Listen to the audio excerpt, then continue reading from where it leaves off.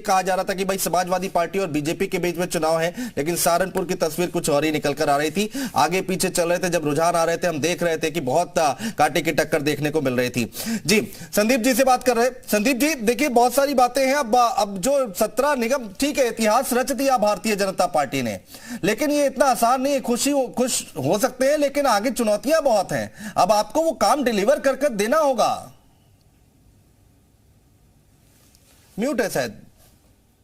एक मिनट। हाँ बोलिए, आवाज आ रही?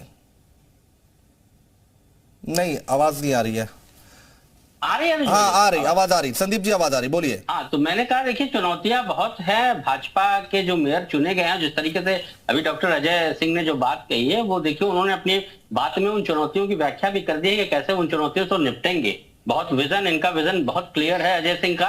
और इस तरह का अगर मेयर, सारे मेयरों का, भाजपा के जो 17 मेयर चुने गए उनका विजन अगर इस तरीके का रहेगा और उस तरीके से उन विजन पे वो इंप्लीमेंट करना काम शुरू करेंगे, तो मुझे लगता है कि चुनौतियां जो है उनको, उनका समस्या का निराकरण भी इन्हीं की बातों में आपको दिखाई पड़ रहा है कि अगर विजन आपके पास है, आपके पास सोच है और जिस तरीके से नरेंद्र मोदी जी सोचते हैं उसको इम्प्लीमेंट करते हैं, तो ये इम्प्लीमेंट की जो पराकाष्ठा उसको अगर आप जमीन पे ले आते हैं, उसको हकीकत में बदलते हैं, चाहे वो सड़क हो, चाहे वो जल हो, चाहे वो गली नले नाले गली की बात की जाए, नालों की बात की जाए, या रोज जो शहर का इंफ्रास्ट्रक्चर है उसकी बात की जाए, अगर उस पर आप समय से रहते काम करेंगे तो आपको जो मूल निराकरण आपको जरूर मिलता हुआ दिखाई पड़ेगा। आशीष जी जुड़ गए हैं। संदीप जी आता हूं मैं आपके पास। आशीष जी समाजवादी पार्टी से जुड़ गए हैं। आशीष जी बहुत स्वागत है आपका।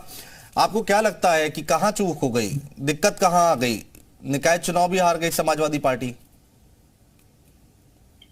देखिए, कोई एक कारण नहीं है, कुछ दो चार कारण रहे हैं जो छोटे छोटे अपना जिन्होंने कंट्रीब्यूट किया है परिणाम। पहली चीज तो ये रही कि जब संगठन भंग किया गया और उसके बाद दोबारा संगठन बनाया गया, तो 90% लोग वही बना दिए गए जो पहले थे। तो जो कार्यकर्ता नई भूमिका, नई जिम्मेदारी लेना चाहते थे, उन्हें वो अवसर नहीं मिला, उनमें हताशा रही। कहीं ना कहीं संगठन जितना संगठित होना चाहिए था, जिस तरह भारतीय जनता पार्टी ने संगठित रूप से चुनाव लड़ा, उतने संगठित रूप से समाजवादी पार्टी ने चुनाव नहीं लड़ा। तो ये कारण रहा। बिल्कुल। और जो ये भावनाएं लोगों की रही, जो कार्यकर्ताओं की, कहीं ना कहीं जो भाजपा के खिलाफ मतदान करने वाले वोटर, वो भी भ्रमित हो गए कि हम समाजवादी पार्टी को ही वोट दें, या कहीं कहीं आप देख रहे हैं कि बसपा का जो ग्राफ है, पहले जो वोट शेयर है पहले से काफी बड़ा, कांग्रेस का भी वोट शेयर बढ़ा, तो वो वोट बैंक एक्चुअली था समाजवादी पार्टी का। लेकिन जो मतदाता था वो कहीं ना कहीं भ्रमित हुआ और वो वोट बिखराव हो गया, वो बढ़ गया और ज्यादा। तो उसका नतीजा जो है वो ऐसा हुआ कि समाजवादी पार्टी का जो वोट शेयर है कम हुआ, और क्योंकि सीधी फाइट रही दो लोगों के बीच में, तो उसका नुकसान जो है समाजवादी पार्टी बहुत ज्यादा।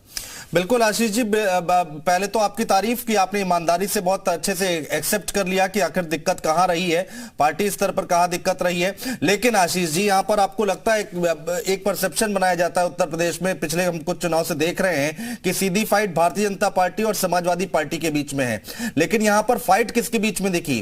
बीजेपी और बीएसपी के बीच में। हम अलीगढ़ की बात करें, अलीगढ़ में अच्छे मार्जिन से जीते हैं, कोई बात नहीं, लेकिन टक्कर देखने को मिल रही थी शुरुआती दौर में। मेरठ की बात करें जहां पर, और इसके बाद सहारनपुर की बात करें, सीधी आगरा की आप देख लीजिए, आगरा में तो लग रहा था बीएसपी की प्रत्याशी सीट निकाल देंगी, लेकिन यहां पर समाजवादी पार्टी पीछे होती दिखाई दी। वो जो टक्कर होती है ना 1 to 1 की, वो बीएसपी के साथ दिखी। वो जो मैंने अभी बताया वो उसी का नतीजा।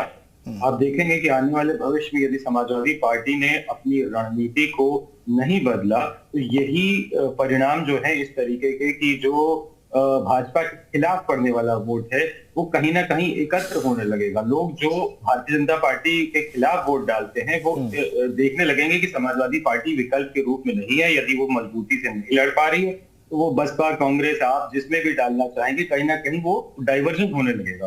और वही चीज आप देखिए ना, इस चुनाव से पहले बसपा को कोई गिनती में भी नहीं ले रहा था, उनका वोट शेयर भी जा चुका था, कहीं उसकी चर्चा भी नहीं थी।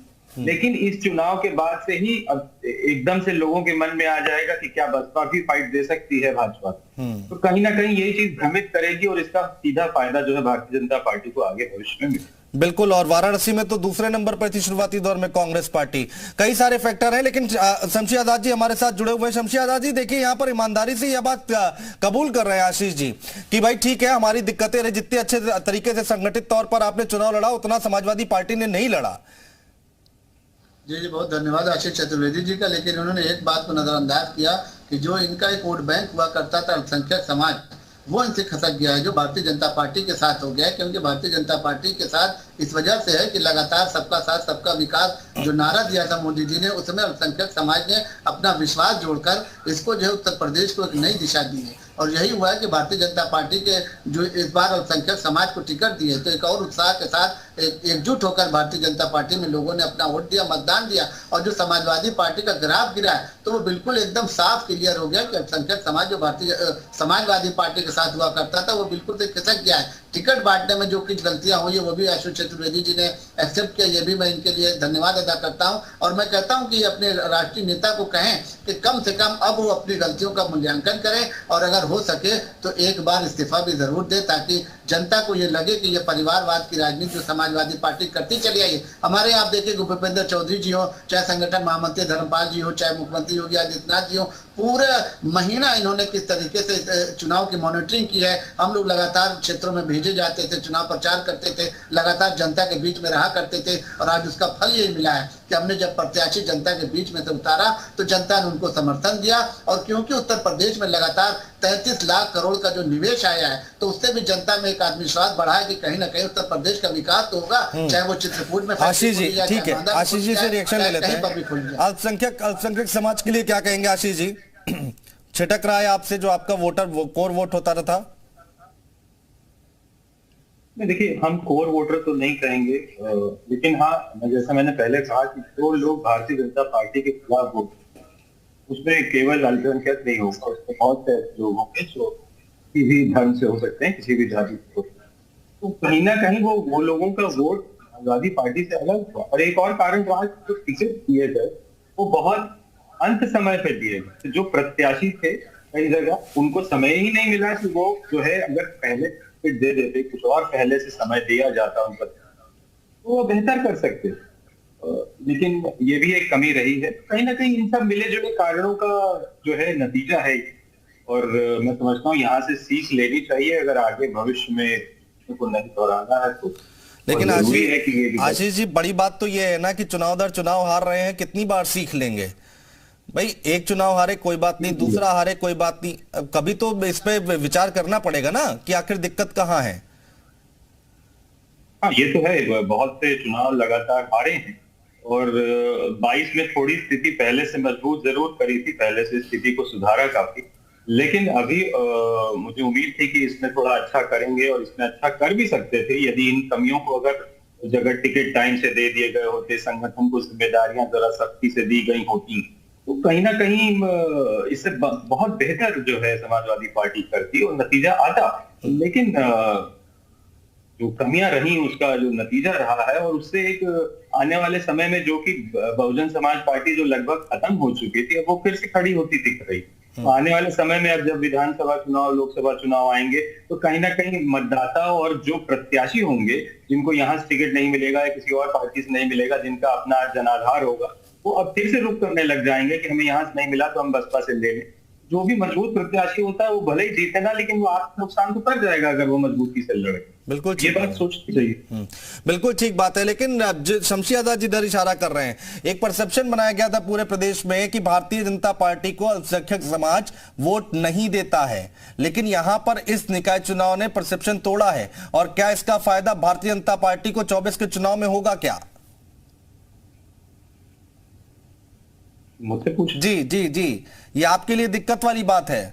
एक तरफ बीएसपी खड़ी हो रही है, दूसरी तरफ अल्पसंख्यक समाज बीजेपी में जा रहा है। देखिए, अगर मैं उसे इस तरीके से देखूं तो मैं समझता हूं ये समाजवादी पार्टी के लिए एक अच्छी बात होगी कि उसके ऊपर अगर ऐसा टैग हट जाए कि वो केवल अभी तो जैसे माना जाता था कि यादवों और मुस्लिम वोट पे ही डिपेंडेंट रहती है, वो वोट वो अगर उससे वो हट जाए छवि, तो मैं समझता हूँ समाजवादी पार्टी को ज्यादा फायदा होगा, नुकसान नहीं होगा, बशर्ते इसके कि वो उस चीज को सही तरीके से आगे ले जा सके।